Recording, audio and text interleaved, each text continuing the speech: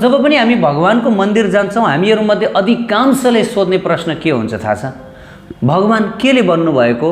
मार्बलले बन्नुभएको हो कि फाइबरले बन्नुभएको हो कि ढुङ्गाको हो कि अष्टधातुको हो कि पित्तलको हो कि के को हो भगवान भनेर पुजारीहरूलाई भक्तहरूलाई हामीहरू सोध्ने गर्दछौँ अधिकांशले।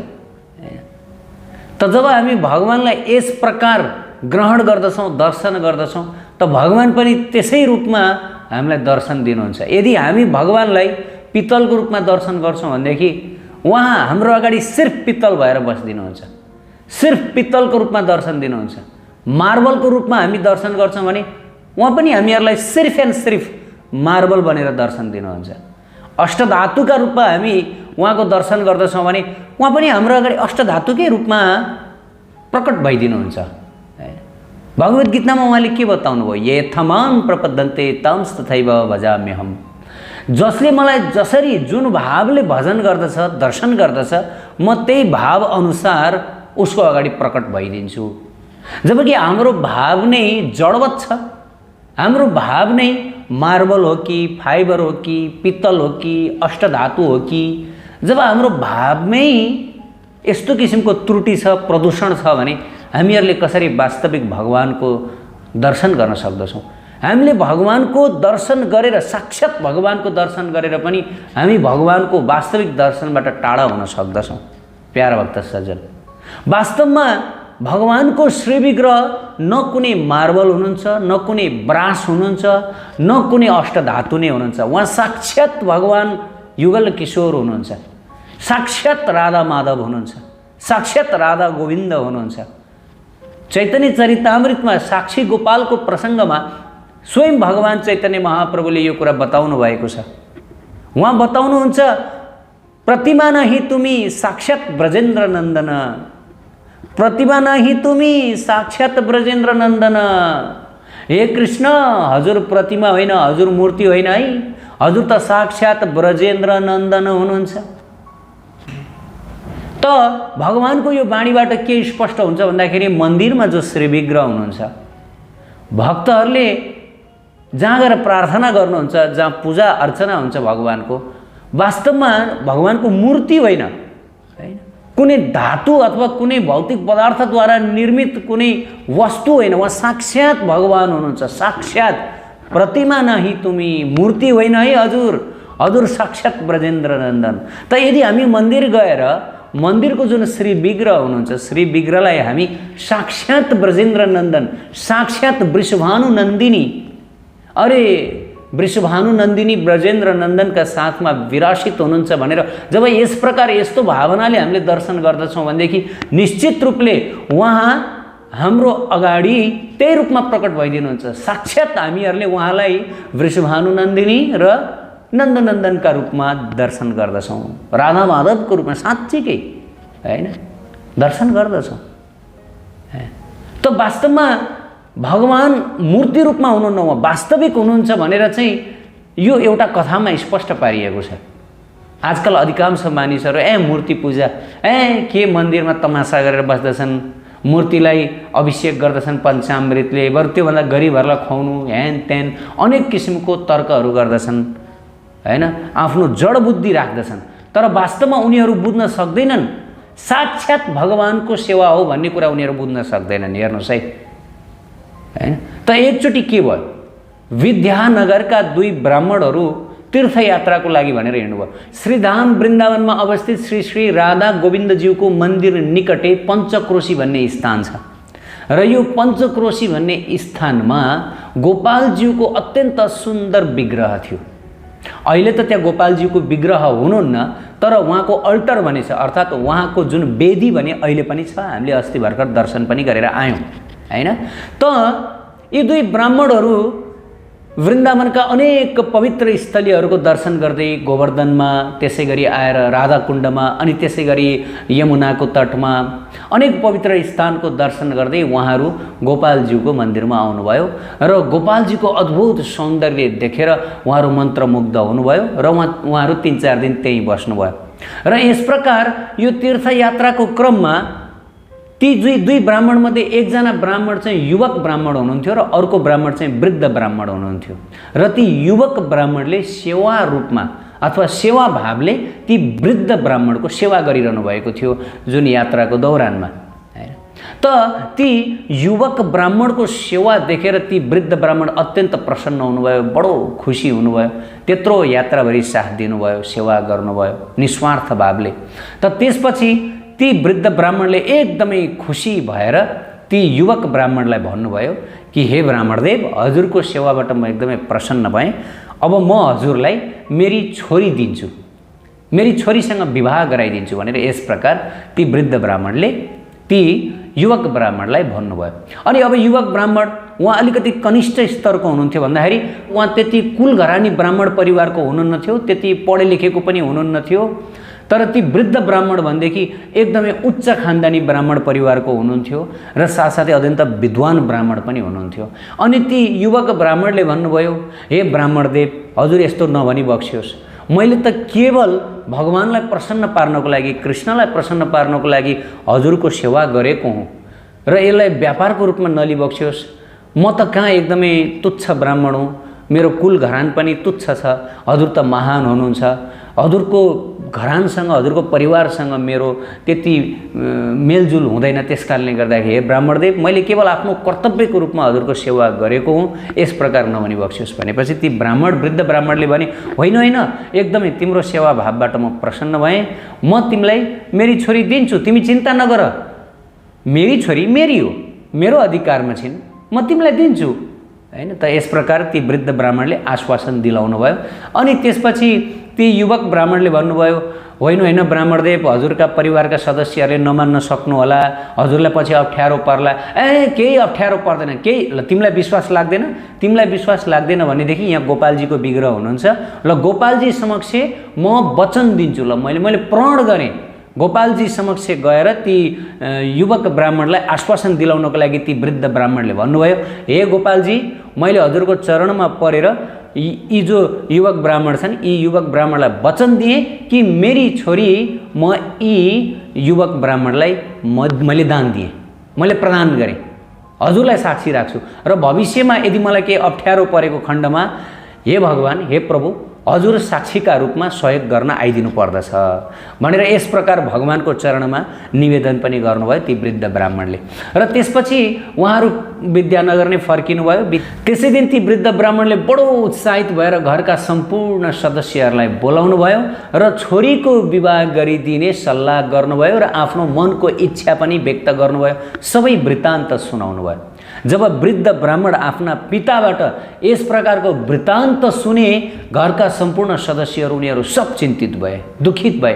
कहाँ हुन्छ, यस्तो हुन सक्दैन, यस्तो हुँदैन, हामीले हाम्री बहिनीको बिहे, दाजुले भन्न थाले, बहिनीको बिहे कहाँ त्यस्तो भिखारीसँग गरिदिने, हैन, कहाँ त्यसको त्यस्तो आँट, हैन, त्यसको त्यस्तो आँट, हाम्रो छोरीमाथि आँखा लगाउने भनेर फेरि परिवारको अन्य सदस्यहरू जङ्गिन थाले। अनि आमाले भनिन्, हुँदैन, हामी कहाँ यस्तो उच्च ओहदाको, कहाँ त्यो ब्राह्मण एकदमै निकृष्ट ओहदाको, हुँदैन, हाम्रो ओहदा मिल्दैन, हामीले दिनु हुँदैन हाम्रो छोरी त्यस्तो ब्राह्मणलाई, त्यस्तो भिखारी मान्छेलाई। त यस प्रकार पारिवारिक सदस्यहरूले विरोध गर्न थाले।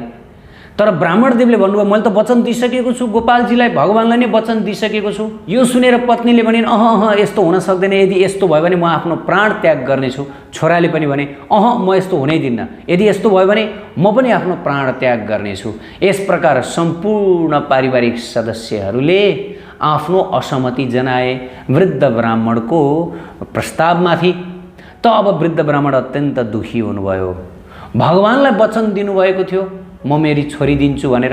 अनि वृद्ध ब्राह्मणले छोरालाई भन्नुभयो, हे छोरा, मैले त भगवानलाई नै वचन दिइसकेको छु, भगवानलाई यतिसम्म भनेको छु कि हे भगवान, पछि अप्ठ्यारो पर्यो भने हजुर साक्षीका रूपमा आइदिनु पर्छ है भनेर मैले भगवानलाई पनि यो वचन दिइसकेको छु।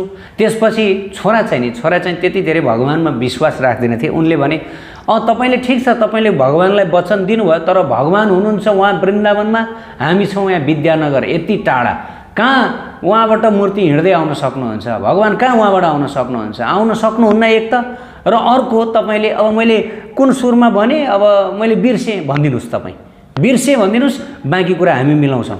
त यस प्रकार ती जो ब्राह्मणका पुत्रले भने, अब ब्राह्मण त एकदमै दोधारमा पर्नुभयो, अब के गर्ने, अब कसो गर्ने? एक त भगवानलाई वचन दिइसकेको र अर्को ब्राह्मणलाई दिएको वचन। ब्राह्मण धर्मात्मी हुनुहुन्थ्यो, उहाँले भित्रभित्रै भगवान गोपालजीलाई प्रार्थना गर्न थाले, हे गोपाल मलाई बचाउनुहोस्, मलाई बचाउनुहोस्, मेरो वचनको रक्षा गर्नुहोस् भनेर यस प्रकार ती ब्राह्मणदेवले प्रार्थना गर्न थाल्नुभयो। र ती जो युवक ब्राह्मण हुनुहुन्थ्यो, ती युवक ब्राह्मण ती वृद्ध ब्राह्मणको घरमा आउनुभयो केही समयपछि, अनि भन्नुभयो, हे ब्राह्मणदेव, हजुरले मलाई छोरी दिने वचन दिनुभएको थियो, अब म हजुरको छोरीको हात माग्न भनेर आएको। त यस प्रकार जब ती युवक ब्राह्मणले भन्नुभयो, त्यसपछि ती वृद्ध ब्राह्मणले, खोइ बाबु, मैले तिमीलाई कुन धुनमा भने, कुन सुरमा भने, मलाई यादै भएन भनेर यस प्रकार भन्नुभयो। अनि ती युवक ब्राह्मणले भन्नुभयो, हे ब्राह्मणदेव, तपाईँ के कुरा गर्दै हुनुहुन्छ? तपाईँले गोपालजीलाई साक्षी राखेर भन्नुभएको होइन, म तिम्रो सेवादेखि प्रसन्न भएँ, अब म तिमीलाई मेरी छोरी दिन्छु भनेर, होइन त? खोइ गरेको थिएँ कि थिइनँ, के खोइ मलाई त सुध बुझ्नै भएन बाबु भनेर यस प्रकार, हे ब्राह्मणदेव, मैले हजुरलाई पहिल्यै भनेको थिएँ कि हजुरको र मेरो स्तर मिल्दैन, म एकदम अनपढ छु, मेरो पारिवारिक लेभल भने एकदमै तुच्छ छ, तपाईँ उच्च कुल घरानी हुनुहुन्छ, मैले पहिल्यै हजुरलाई भनेको थिएँ नि त, तर किन हजुरले चाहिँ भगवानकै अगाडि वचन दिनुभयो भनेर यस प्रकार भन्दै गर्दा भित्रबाट छोरो आयो। छोरोले चाहिँ लट्ठी लिएर आयो, तँलाई मेरी बहिनीलाई आँखा लगाउँछस्, तँ खाते तँ पाखे भन्दै यस प्रकार चाहिँ लट्ठी लिएर चाहिँ ती युवक ब्राह्मणलाई कुट्नको लागि भनेर आए र त्यहाँबाट धपाए।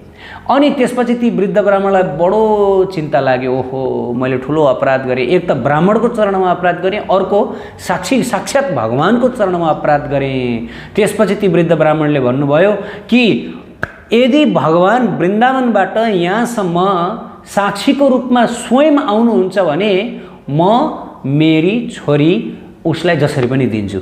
त यस प्रकार सबै समक्ष ती वृद्ध ब्राह्मणले यस्तो विचार, यस्तो राय व्यक्त गर्नुभयो। त्यसपछि सबै परिवारहरू सहमत हुनु, ल ठिक छ, ल त्यसो भए परिवारका अन्य सदस्यहरूले पनि भन्नुभयो, ल ठिक छ, यदि वृन्दावनबाट गोपालजी स्वयं यहाँ आउनुहुन्छ भने र उहाँले साक्षी दिनु, गवाही दिनुहुन्छ भनेदेखि त निश्चित हामी पनि बहिनी दिन तयार छौँ, ल यसमा कुनै दुईमत छैन भनेर दाजु पनि तयार, परिवारका अन्य सदस्यहरू पनि तयार।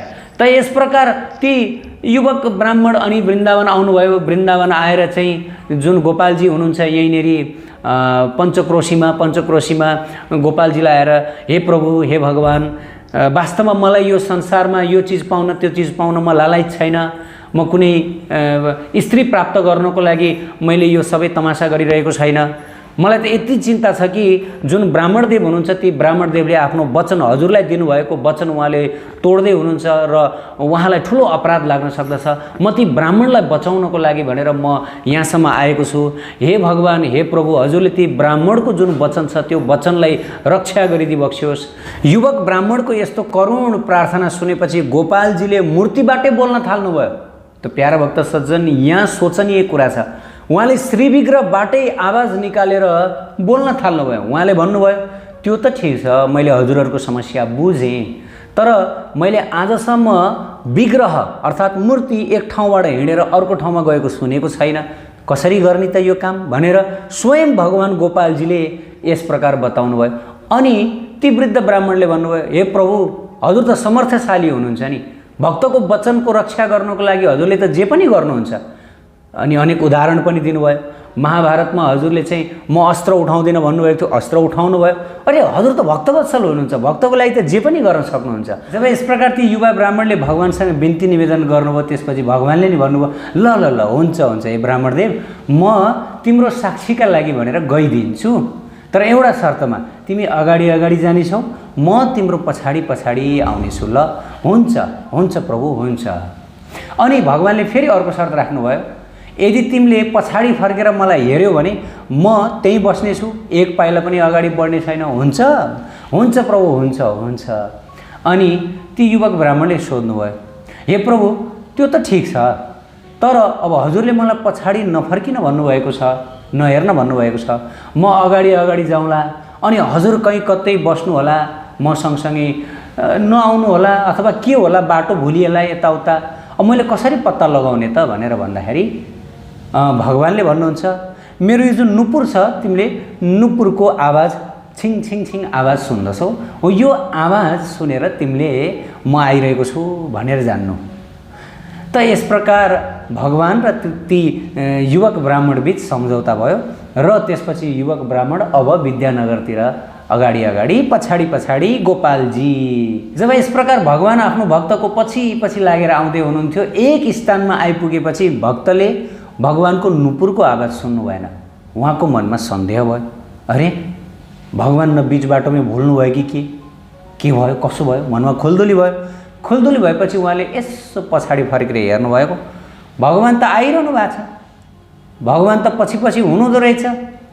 उहाँले आवाज मात्र नसुन्नु भएको रहेछ त भगवान त्यहीँ बस्नुभयो, त्यहीँ विराजमान हुनुभयो। प्रभु जाउँ अब लागौँ भनेर भन्दाखेरि, होइन तिमीले पछाडि फर्केर हेऱ्यौ, अब म जान्न, म यहीँ बस्छु, तिमी ढुक्क भन, तिम्रो विवाह ब्राह्मण कन्यासँग हुन्छ। सबै गाउँलेहरूलाई सबैलाई यो खबर दिनु कि म वृन्दावनबाट आएको छु साक्षीको रूपमा भनेर भन्नु। निश्चित रूपले सबैले तिमीलाई मान्नेछन्। त यस प्रकार ती ब्राह्मणदेव जानुभयो, सबैलाई भयो भगवान वृन्दावनबाट आउनुभएको छ, साक्षी गोपाल पैदल हिँडेर आउनुहोस् आउनुहोस् भनेर सबैलाई बोलाउनु भयो। अनि ती वृद्ध ब्राह्मणलाई पनि अनि उहाँका पारिवारिक सदस्यहरूलाई पनि सबजना आउनुभयो, देख्नुभयो, अरे बडो अद्भुत, बडो सुन्दर, भगवानको अत्यन्त होइन अशोचनीय अकल्पनीय चमत्कार भएको दिन कि भगवान वृन्दावन धामबाट पैदल हिँडेर चाहिँ आफ्नो भक्तको गवाहीका लागि, साक्षीको लागि कति भक्तवत्सल हुनुहुँदो रहेछ। अरे ती नास्तिक छोरा जो थिए वृद्ध ब्राह्मणका, ती पनि भगवानको भक्त बने, सबैजना भगवानको चरणमा परे। ती युवक ब्राह्मणको चरणमा परेर माफ मागे, हामीलाई माफ गरिदिनुहोस्, माफ गर्नुहोस्, हामीहरू अहङ्कार दम्भले हामी चाहिँ फुलेका थियौँ, हामीले केसै के गलत हामीले छुट्याउन सकेनौँ, हामीलाई माफ गर्नुहोस् भनेर ती युवक ब्राह्मणको चरणमा परे। र त्यसपछि ती जो वृद्ध ब्राह्मण हुनुहुन्थ्यो, वृद्ध ब्राह्मणले आफ्नी कन्या ती युवक ब्राह्मणलाई ल्याएर दिनुभयो र आफ्नो वचन, उहाँको वचन भगवानले बचाइदिनु भयो। त यस प्रकार भगवान भक्तवत्सल हुनुहुन्छ। भगवानले आफ्नो भक्तको रक्षा गर्नको लागि जे पनि गर्न सक्नुहुन्छ। तर नास्तिक व्यक्तिहरू यो बुझ्न सक्दैनन्। केवल यो सत्य त्रेता द्वापर महाभारतको कथामा मात्रै भगवानले भक्तको रक्षा गर्नको लागि, भक्तको वचनको रक्षा गर्नको लागि आफ्नो वचनलाई टुक्राइदिनु भयो, आफ्नो वचनलाई पनि उहाँले त्यागिदिनु। यस प्रकार होइन, अहिले पनि भगवान आफ्नो भक्तको वचन राखिदिनलाई आफ्नो वचन त्यागिदिनुहुन्छ। होइन, कति वत्सल हुनुहुन्छ, कति भक्तहरूका प्यारा हुनुहुन्छ भगवान। होइन, त नास्तिक समाज एकदमै बढिरहेको छ। नास्तिक समाजमा यी कुराहरू भन्यो भनेदेखि यो हजुरबुबाको कहानी, दादीमाको कहानी भन्दछन्, कपोलकल्पित भन्दछन्, यो यस्तो पनि हुन्छ भनेर चाहिँ एक कानले सुनेर अर्को कानले उडाइदिन्छन्, उपहास गर्दछन्, निन्दा गर्दछन्। तर वास्तवमा भगवानको भक्त नबनिकन भगवानका यस्ता अद्भुत लीलाहरू बुझ्न सकिन्न। केवल भक्तहरूले मात्रै भगवानका यस्ता अद्भुत लीलाहरूको रहस्य बुझ्न सक्नुहुन्छ। केवल भक्तहरूले मात्रै भगवानलाई आफ्नो वशमा राख्न सक्नुहुन्छ। भगवान स्वयंले भन्नुभएको छ कि म स्वतन्त्र छैन, म भक्तहरूको वशमा छु। अहम भक्तो पराधीनो यह स्वतन्त्र इव दिज, भागवतमा भन्नुभयो, म भक्तहरूको अधीनमा छु। अधीनमा हुनु भएन त, ब्राह्मणको अधीनमा पर्नु भयो त। ब्राह्मणले जाउँ प्रभु भन्ने बित्तिकै भगवान लुखुर लुखुर हिँड्दै आउनुभयो। ल हेर्नुहोस् त, भक्तहरूको कस्तो अधीनमा हुनुहुन्छ। होइन, त त्यसको लागि हाम्रो हृदय भक्तिभावमा एकदमै निमग्न हुनुपर्दछ, अनन्य भक्ति हुनुपर्दछ प्रभुको चरणमा। नास्तिक समाजलाई यो कुरा सम्झाउन बुझाउन सकिन्न। बडो चुनौतीपूर्ण छ यो कुरा सम्झाउनलाई। जति भने पनि नास्तिक समाजले यी कुराहरू बुझ्दैन। किनकि अथ श्रीकृष्ण नामादि न भवेत् ग्राह्यम इन्द्रियम सेवन मुखै जीवदो स्वयमेव स्फुरदो। आध्यात्मिक जीवनमा भगवानको दर्शन गर्नको लागि सकिन्छ, नसकिने होइन। अरे त्यसको लागि त शास्त्रमा भनियो सेवा गर्दै जाऊ, नाम जप्दै जाऊ। तर मान्छेहरू आजकल के भन्छन्, होइन होइन पहिला दर्शन गर्छु, पहिला देख्छु, अनि त्यसपछि विश्वास लाग्छ, अनि नाम जप्छु। होइन, यस्तो हुन सक्दैन। शास्त्रमा बताइयो भगवानको दर्शन गर्न सक्छौ, भगवानलाई भेट्न सक्छौ, तिमी राधाकृष्णलाई आम्ने सामने देख्न सक्छौ बाबु, नसक्ने होइन। सारा सन्त समाजले देखिरहनु भएको छ, तिमी पनि देख्न सक्छौ। तर त्यसको लागि तिमीले सुरुमा भक्तिको अभ्यास गर्नुपर्छ, प्रेम गर्नुपर्छ। देख्दै नदेखेको, भेट्दै नभेटेकोलाई कसरी प्रेम गर्ने भन्ने प्रश्न पनि आउन सक्दछ। त्यही त छ भक्तिको रहस्य। यहाँ देख्दै नदेखे पनि, भेट्दै नभेटे पनि सन्त पुरुषहरूको वचनलाई सुनेर, गुरुको वचनलाई सुनेर, विश्वास गरेर भगवानलाई प्रेम गर्नुपर्दछ। हाम्रो लौकिक बुद्धिले सोच्ने हो भने त अरे देख्दै नदेखेको, भेट्दै नभेटेको भगवानलाई अरे भेट्नु पर्यो, देख्नु पर्यो, यसो दुई चार शब्द कुराकानी गरेपछि पो प्रेम गर्ने, होइन, उहाँको भक्ति गर्ने। अब देख्दै देखाएको छैन कसरी भक्ति गर्ने भन्ने सवाल उठ्नु स्वाभाविक हो। यही त हो आध्यात्मिक जीवन। जहाँ देख्दै नदेखिकन भक्ति गर्नुपर्छ, भेट्दै नभेटिकन प्रेम गर्नुपर्छ, अनि त्यसपछि बिस्तारै बिस्तारै भेटिन्छ। त्यही भन्यो, अथ श्रीकृष्ण नामादि न भवेत् ग्राह्यम इन्द्रियम सेवनमुखे जीवादो स्वयमेव स्फुरन्दो। हाम्रा यी जड इन्द्रियहरूले कृष्णको दर्शन गर्न सक्दैनन्, कृष्णको नाम रूप गुण लीला धामलाई देख्न सक्दैनन्, जड छन् यिनीहरू। तर यी जड इन्द्रियहरू नै उहाँको सेवाद्वारा, उहाँको नाम कीर्तन, उहाँको नाम जपद्वारा, उहाँको प्रसाद सेवनद्वारा जब शुद्ध बन्दै जान्छन्, अनि त्यसपछि के हुन्छ भन्दाखेरि अनि यिनै इन्द्रियहरूद्वारा बिस्तार यी इन्द्रियहरू दिव्य बन्दछन्, उहाँको नामद्वारा शुद्ध भएर अनि उहाँको दर्शन हुन्छ। हेर्नुहोस् है, जस्तै आचार्यहरूले के को उदाहरण दिनुभएको छ भन्दाखेरि तुवालो र सूर्यको। भगवानकै कारण यो मायाको पर्दा हामीलाई लागेको छ र भगवानकै कारण यो मायाको पर्दा हट्दछ, अनि हामीले भगवानको दर्शन गर्न सक्दछौँ। जसरी संसारका मानिसहरूले सूर्यद्वारा नै लगाइएको तुवालोद्वारा सूर्य देख्दैनन् र सूर्यद्वारै तुवालो अर्थात् कुहिरो हटाइएपछि सूर्यदेवको दर्शन गर्दछन्। ठ्याक्कै त्यही प्रिन्सिपलमा, त्यही सिद्धान्तमा भगवानको दर्शन हुन्छ है त। प्यारा भक्त सज्जन, भलै नास्तिक समाजले यो कुरा बुझ्न सकोस् नसकोस्, तर भक्त समाज यी कुरा सुनेर बडो उत्साहित, बडो आनन्दित, अझभन्दा अझ राधा माधवको चरणमा अझभन्दा अझ नजिक जानुहुन्छ, आफूलाई कृतार्थ सोच्नुहुन्छ। जय राधे, निताई गौर प्रेमानन्दे। उत्कृष्ट आध्यात्मिक जानकारीहरूका लागि नेपालकै पहिलो शुद्ध आध्यात्मिक च्यानल टिभी लजिकल कृष्णलाई सब्स्क्राइब गर्न नभुल्नुहोला र हरेक अपडेट्सका लागि यो बेल आइकन पनि दबाइदिनुहोला।